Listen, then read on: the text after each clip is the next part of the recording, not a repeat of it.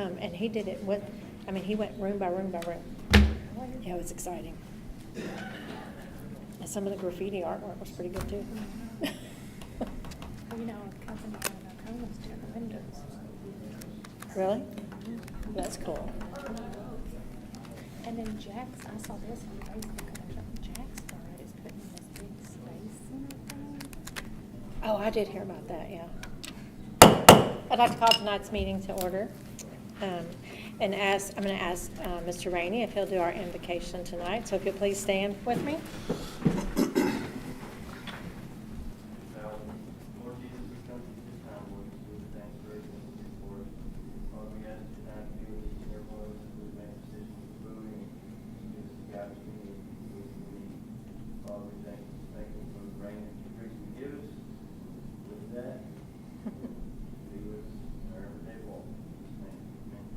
Amen. Please join me in the pledge. I pledge allegiance to the flag of the United States of America and to the republic which stands one nation under God, indivisible, with liberty and justice for all. Thank you. If you haven't already, would you please silence your cell phones? Council members, does anybody have any items of community interest you'd like to share with us? If not, do we have any public comments? Anybody in the audience? Well, then, if not, we're going to move right on over and hand this off to the city manager for his report. Man, I can hear this. Okay. I thought you was going the other way. Well, we decided not to. We're women. Changed our minds. She threw me a curve, if you're wondering why I stuttered. Last Thursday, we did the final burn on the brush piles from the tornado damage. Had a very large bulldozer come and push the final brush piles to the first burn pile, and then he crossed the south side of the road and stacked the brush on that side of the road. We set it on fire Thursday morning, and it as you can smell, probably it will continue to burn for days. The first burn pile is still smoldering and will be for days to come unless we get a big rain. The Texas Water Development Board loans for sewer line replacement is in progress. We're planning right now. I brought a map tonight for you to see. It's over here on the easel if you'd like to take a look at it. We will be planning on replacing about 48,000 feet of problem sewer lines in the city. Hopefully we can work a deal with the Water Development Board to pave the streets where we're laying new line. They will pay for paving over the line to a contractor, but we can probably pave the whole street for what they will be paying for the paving. So our engineers are trying to work a deal where we get the paving money and pave the whole street during that process. We're also planning to replace pumps in 3 or 4 lift stations and eliminate some lift stations where we can get gravity feed on the sewer. We're having problems with our clarifier at the sewer plant, and we're looking at an additional standby basin for when we have to work on the clarifier. Hopefully we can get that done with this loan as part of it. So anyway, we'll talk about that more later. The Charter Commission is still working through the charter. Sandy, the mayor, 2 members of the council, and I have been attending, as we're all free to do. We have been advising, recommending, suggesting to the group where the charter has presented problems in the past. I have in fact, we opened today proposals for a couple of grants. One of them is a community development block grant, SUN grant, which trying to remember what SUN stands for, sudden urgent need or something like that. Grant, it's state urgent need, where we can get an amount of $350,000. The only problem, this grant, it requires a purchase of something to help with storm-related problems, but I'm sure we can find something to spend that money on. We're also going for a community development block grant, MIP grant, which is a mitigation grant, and just about everything or anything in our mitigation program that we did back last year can be funded. These items include flooding, repair to the creek, a new transformer at the substation, and several other items. So we're going to be working on those grants in the next few weeks. This past Tuesday, a volunteer group led by Dylan Steen had a Back the Blue event in our finance building parking lot. I was very pleased at the attendance. The citizens of Bowie were real well represented with a large crowd. We heard speeches and presentations, and we ate barbecue sandwiches. And the best part of it is over $2,500 were raised by this event, and PD will use the money for in the future for a wish list item. I have included some tax information in your packet. Sandy passed out a while ago. I wanted y'all to see the rate calculation worksheets because that just shows you what the state of Texas did for us, how complicated it is to figure out our tax rate. On page 4, it shows the 2020 certified taxable value of the property. A 3.5% increase in the tax value would create a tax rate of 0.5448 cents per $100 valuation, which is what the state calls the voter approval M&O rate. Last year's rate was 0.5445. The no new tax rate for 2020 is 0.5362 per 100, which will bring in the same amount of revenue as last time. And the de minimis rate, tax rate, is 0.6882 per 100, which is the highest rate we can charge without an election.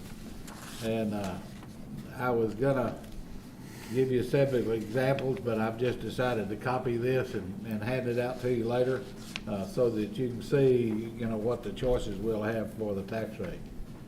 I'd like to announce that Mayor Burris has been reappointed to the Texas Public Power Association Board of Directors and has been selected to receive this prestigious TPPA's Public Service Award at the virtual meeting today. The Public Service Award is given to elected officials who serve and contribute to TPPA. Congratulations, Mayor. Thank you. And you had in your packet the ethics sheets for you to fill out on the back page and acknowledge if you received those. We had an extremely long discussion about ethics at the Charter Commission meeting, and I just thought it would be a good idea for not only the council but all boards within the city to acknowledge that they got this sheet on the ethics and these rules are in our code of ordinances, so it's not anything new. We've always had them, so that just makes you aware of the ethics that ordinances that we have on the books. Anybody want a definition of de minimis rate? It's hard for me to say. Sandy, I have a question about these ethics thing that you wanted me to sign. Are these just excerpts out of the ordinance? Because like in some places it says, except as provided below, but I didn't see where there was a below. In the actual code of ordinance book. Right. I didn't actually get the ordinances out and look at them. I didn't have time to, but is that? It should be word for word what's in our code of ordinance book. Like on this section 1.1907? I pulled that off of the website, so if there was something missing on the website, it's probably in the book. It's letter A, and it says, except as provided below, no council member shall, and then, but there's really not a below. Okay, I'll look at it. Okay, if you'll look at it, then and get with me. Thanks. Anything else? That's it. Okay. Let's move on to the consent agenda items. You have in your packet the minutes from the last meeting and utilities and library write-offs.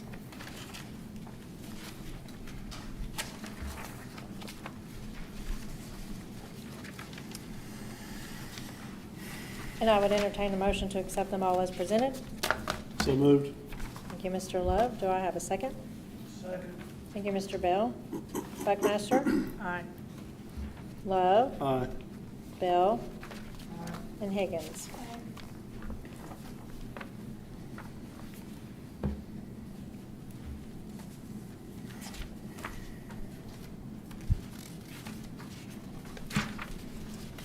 We have some new business, planning and zoning request, and I'm gonna let Mr. Calabretta come to the podium and discuss this with you.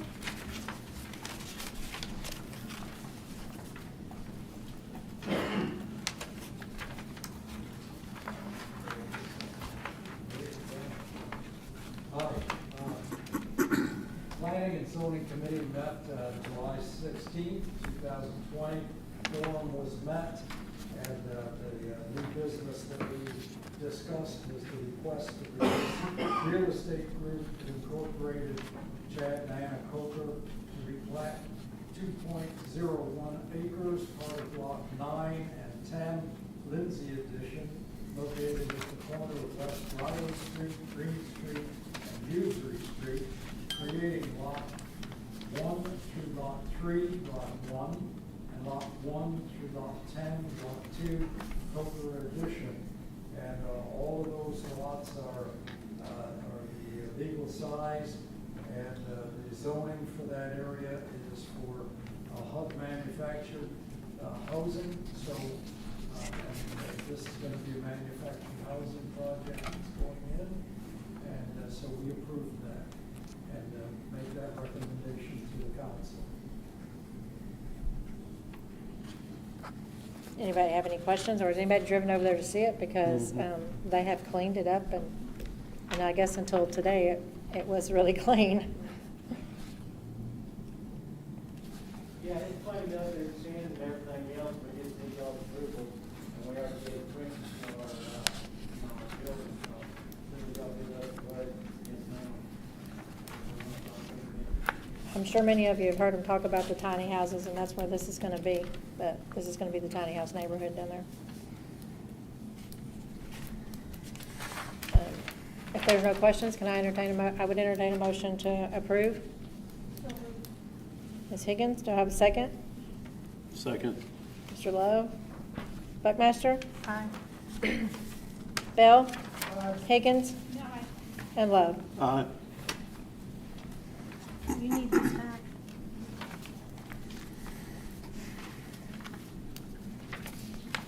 Our old business is the second reading of ordinance 2020-08. Second reading of ordinance 2020-08, an ordinance providing a general election in the city of Bowie, authorizing the Montague County Elections Administrator to officially conduct the November 3rd, 2020 general election, setting forth the council positions and terms, establishing regular and early voting places, and establishing an effective date. Do I have a motion to approve? So moved. Mr. Love, do I have a second? Second. Ms. Higgins, Mr. Bell? Aye. Ms. Buckmaster? Aye. Mr. Love? Aye. And Ms. Higgins? Aye.